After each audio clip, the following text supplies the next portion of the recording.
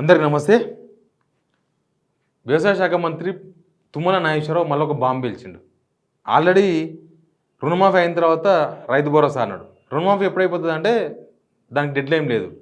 Dead line లేకపోతే బహుశా యాసంగి కూడా రైతు భరోసా రైతు బంధు ఉండదా అనే కోణం ఒకటి బయటకు వచ్చింది. అంటే వీళ్ళు రుణమాఫీని ముడిపెట్టి ఇప్పుడు రుణమాఫీ అనే దాన్ని సాకు చూపించి మేము రుణమాఫీ చేస్తాం. ఎప్పుడు చేస్తారు?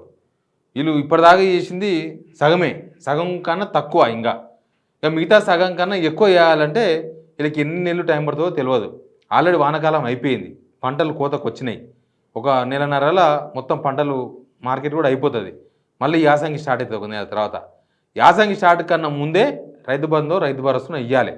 ఇప్పుడు కరెక్ట్గా టైంకు ఈ కనీసం వానాకాలం అంటే ఇవ్వలేదు, యాసంగికి ఇస్తారేమో అని అనుకుంటున్న టైంలోనే ఈ కండిషన్ తీరు మీద తీసుకొచ్చారు. రుణమాఫీ అయిపోయిన తర్వాత రైతు భరోసా అని. దానికి తోడు ఇవాళ గాంధీ భవన్లో తుమ్మల నాగేశ్వరరావు గారు చేసిన ఒక కామెంట్ ఉంది. ఆ కామెంట్ చూసిన తర్వాత వీళ్ళు మొత్తానికి ఈ రైతు బంధు రైతు భరోసా లాంటిది ఎగబెట్టాలి, మొత్తానికి లేపేయాలని ప్లాన్లో ఉన్నారేమో అనిపిస్తుంది. ఏమంటారంటే జనాలలో అసంతృప్తి ఏం లేదు, రైతుల్లో అసంతృప్తి ఏమీ లేదు. మేము ప్రతిరోజు రైతులతో కలిసి ఉంటున్నాం. ఒకవేళ వ్యతిరేకత ఉంటే మమ్మల్ని అడిగేవాళ్ళు కదా. తెలంగాణ ప్రభుత్వం మీద వ్యతిరేకత ఉంటే ఆ నిరసన సెగ మాకు తగిలేదు కదా. అంటే రైతులు ఏమి అనుకుంటలేరు, రైతు బంధు ఇవ్వకపోయినా రైతు భరోసా ఇవ్వకపోయినా రైతులు ఏమి అనుకుంటలేరు. ఒకవేళ రైతుల్లో నిజంగా అట్లాంటి ఆగ్రహం, అసంతృప్తి, కోపం ఉంటే ఖచ్చితంగా మా మీదకి వచ్చేవాళ్ళు కదా, మేము పోయినప్పుడు మమ్మల్ని అడుకునేవాళ్ళు కదా, మాకు నిరసన వేడి తగిలేదు కదా. అట్లేం లేదు అంటే రైతులంతా సంతృప్తిగా ఉన్నారు. ఇదంతా కూడా అధికారం కోల్పోయిన బాధ ఒకరిది, అధికారంలోకి రావాలనే బాధ ఇంకొకరిది. అంటే బీజేపీ బీఆర్ఎస్ వాళ్ళది. ఇది ఈ రైతు భరోసా ఇయ్యలేదు, వానకాలం ఇయ్యలేదు, రేపు యాసంకాన్ని ఇస్తారా ఇయ్యరా ఇట్లాంటిదంతా కూడా ప్రతిపక్షాల బాధనే తప్ప రైతులకు ఏం బాధ లేదు అని తుమ్మల నాగేశ్వరరావు గారు అంటున్నారు. అంటే వీళ్ళ ఉద్దేశం ఏంటంటే రైతులు మమ్మల్ని ఏమి అడుగుతలేరు, రైతులు మాకేం అడ్డం పడతలేరు, రైతులు ఏమి నిరసన తెలుపుతలేరు, మా కార్లకి ఏం అడ్డం వచ్చి పడతలేరు కదా. అంటే రైతులు ఏమి అసంతృప్తితో లేరు, రైతులు రైతు బంధు కావాలని ఏమి కోరుకుంటలేరు, రైతు భరోసా డబ్బులు రావాలని వాళ్ళు ఏం కోరుకుంటలేరు. ఇదంతా కూడా బీఆర్ఎస్ బీజేపీ వీళ్ళిద్దరూ కలిసి చేస్తున్న ఒక డ్రామా అంతే తప్ప రైతుల్లో రైతు భరోసా కావాలని ఏమీ లేదు అని తుమ్మల నాగేశ్వరరావు గారు చెప్పారు. దీన్ని బట్టి చూస్తే అర్థం ఏమవుతుందంటే వీళ్ళేమి ఇయ్యరు, వీళ్ళ కథ వీళ్ళు రుణమాఫీ ఇయ్యరు, రుణమాఫీ తర్వాత ఇస్తామన్న రైతు భరోసా రాదు అనేది క్లారిటీగా అర్థమవుతుంది. నిజానికి వీళ్ళు చెప్పింది ఏంది, అంతకన్నా ముందు యాసంగి వీళ్ళు వచ్చినాక ఇప్పుడు 2 కాలాలైనాయి. ఒకటి యాసంగి అయింది, ఇంకొకటి వానకాలం అయింది. యాసంగిలో రైతు బంధు ఇచ్చిండ్రు, అరకొరగానే ఇచ్చిండ్రు, సగం మందికి ఇచ్చిండ్రు, లాస్ట్కి ఎలక్షన్ అన్నారు, ఇంకో సగం మందికి ఇచ్చిండ్రు. అప్పుడింత ఇప్పుడింత, ఇది తీసుకున్న వాళ్ళకి సాటిస్ఫాక్షన్ లేదు, రాని వాళ్ళు కూడా అసంతృప్తితో ఉన్నారు. వానకాలానికి ఇస్తాము, రైతు భరోసా ఇస్తాము నెక్స్ట్ వానకాలంకి వెళ్ళి అన్నారు. వానకాలం వచ్చింది, రాగానే యాక్చువల్గా నువ్వు రుణమాఫీ కన్నా ముందు రైతు భరోసా ఇవ్వాల్సిండే, ఇయ్యలే. ఇప్పుడు ఇస్తాం అప్పుడు ఇస్తాం, దీని మీద ఒక కమిటీ శ్రీధరబాబు ఆధ్వర్యంలో ఒక కమిటీ ఇచ్చారు కదా, వాళ్ళు జూలై 15 రిపోర్ట్ చేయాలి రైతు భరోసా పైన.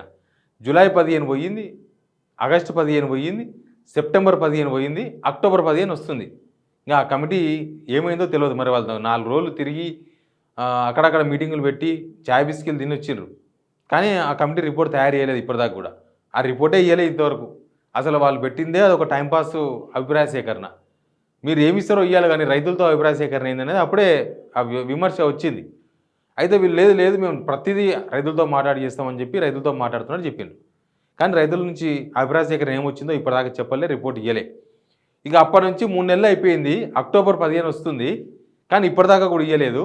తీరా ఇప్పుడైనా ఇక వానకాలంది ఎగబెట్టినట్టే, నో డౌట్. దానిలో వీళ్ళు వానకాలం దాని గురించి మాట్లాడతలేరు, యాసంగి దాని గురించి ముందే స్కెచ్ చేస్తున్నారు. ఎగబెట్టినకే వానకాలం అయిపోయింది, ఎగబెట్టేసిండ్రు.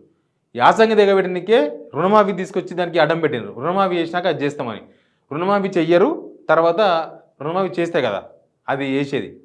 రుణమాఫీకే డెడ్ లైన్ లేదు. రుణమాఫీకి ఒక డెడ్ లైన్ ప్రకటించనుకో, మేము కరెక్ట్గా అక్టోబర్ ఎండింగ్ వరకు చేస్తామంటే, ఓహో అక్టోబర్ అయిపోయిన తర్వాత అంటే బహుశా నవంబర్లో వీళ్ళు రైతు భరోసా ఇవ్వచ్చు అని అనుకోవచ్చు. కానీ రైతు భరోసాకే డెడ్ లైన్, రుణమాఫీకే డెడ్ లైన్ లేదు. ఇంకా డెడ్ లైన్ లేనప్పుడు తెలుసు కాబట్టి డెడ్ లైన్ పెట్టినమే దిక్కు లేదు. డెడ్ లైన్ పెట్టి పలానా ఆగస్టు 15 వరకు మొత్తం రుణమాఫీ చేస్తామన్నారు, అయిందా? జూలై 15కు రైతు భరోసా మీద క్యాబినెట్ ఉప కమిటీ రిపోర్ట్ చేస్తామన్నారు, చేసిండ్రా?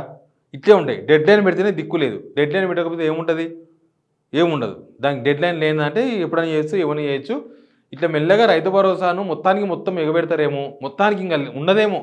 ఈ స్కీమే ఉండదేమో, రైతు భరోసా అనే స్కీమ్ ఉండదేమో అనిపిస్తుంది నాకు.